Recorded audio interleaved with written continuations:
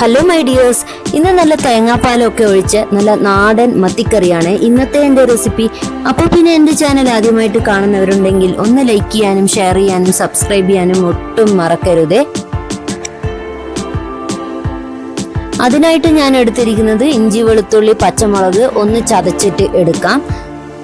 ഒന്ന് ചതച്ചാൽ മതിയാവും. കൂടെ തന്നെ കരിവേപ്പിലയും കൂടി ഇടുക. ഇപ്പം എല്ലാം കൂടി ഒന്ന് ചതച്ചിട്ട് എണ്ണയിലോട്ടേക്ക് ഇട്ട് കൊടുക്കാം. ഒന്ന് ചതച്ചാൽ മതിയാവും. പിന്നെ ചട്ടിയിലോട്ടേക്ക് വെളിച്ചെണ്ണയാണ് ഞാൻ ഉപയോഗിക്കുന്നത്. അപ്പോൾ ഈ ചതച്ചതൊക്കെ വെളിച്ചെണ്ണയിലോട്ടേക്ക് ഒന്ന് മൂപ്പിച്ചെടുക്കാം. അതിനുശേഷം 3 മീഡിയം സൈസ് ഓണിയൻ അരിഞ്ഞത് ഇതിലോട്ടേക്ക് ചേർത്ത് കൊടുക്കുന്നുണ്ട്.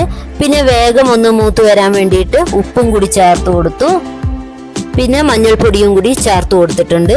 അപ്പോൾ എല്ലാം കൂടി ഒന്ന് ബ്രൗൺ കളർ ആകുന്നത് വരെ ഒന്ന് വഴറ്റിയെടുക്കാം.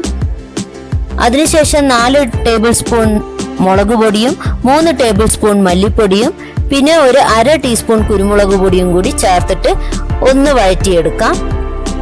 ഇതാ കണ്ടില്ലേ, ഇതുപോലെ വഴറ്റിയാൽ മതിയാവും.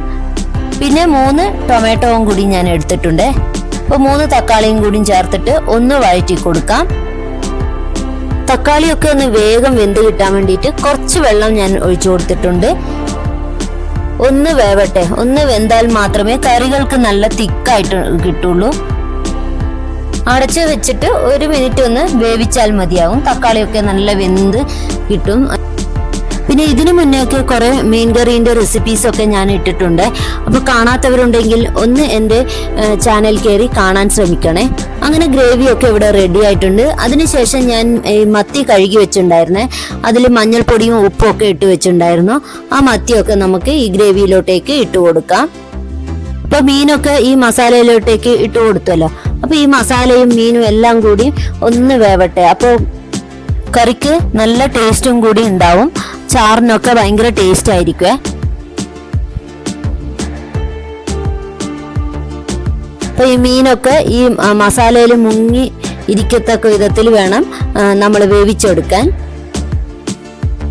ഇതാ കണ്ടില്ലേ, ഇതേപോലെ ചെയ്താൽ മതി. നമ്മൾക്ക് കുറച്ചുകൂടെ ചാറ് പോലെ വേണമെങ്കിൽ കുറച്ച് വെള്ളം ഒഴിച്ചു കൊടുക്കാം. ഇല്ലെങ്കിൽ പിന്നെ തിക്കായിട്ടാ വേണമെങ്കിൽ പിന്നെ ഇതിൽ തന്നെ നമുക്ക് വേവിച്ചെടുക്കാം. അപ്പൊ മീനൊക്കെ നല്ല തിളച്ച് വന്നിട്ടുണ്ട്. ഇതാ കണ്ടില്ലേ.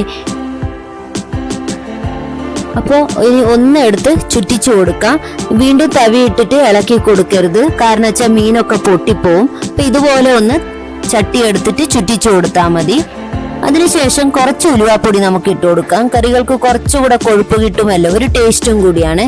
അതിനുശേഷം 1-ാം പാൽ ഒഴിച്ചു കൊടുക്കാം. തേങ്ങാപ്പാൽ ഒഴിച്ചു കൊടുത്തതിന് ശേഷം അധികം തിളപ്പിക്കരുതേ. ഈ സമയത്ത് നമുക്ക് ഉപ്പ് വേണമെങ്കിൽ ഉപ്പും ചേർത്ത് കൊടുക്കാം.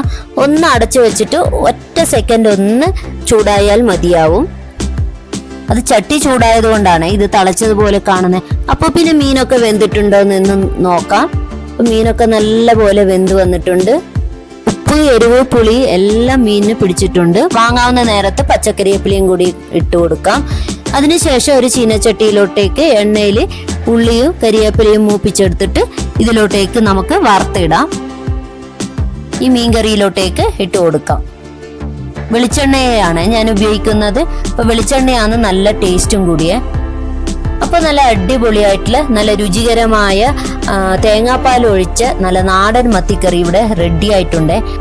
അപ്പോൾ പിന്നെ ഈ റെസിപ്പി എല്ലാവരും ട്രൈ ചെയ്ത് നോക്കുക. അപ്പോൾ ഇതുപോലത്തെ നല്ല നല്ല റെസിപ്പികൾ വേണമെങ്കിൽ നിഷ വൈബ്സ് ഒന്ന് ഫോളോ ചെയ്യാൻ മറക്കരുതേ. അപ്പോൾ അത്രയേ ഉള്ളൂ. Thank you.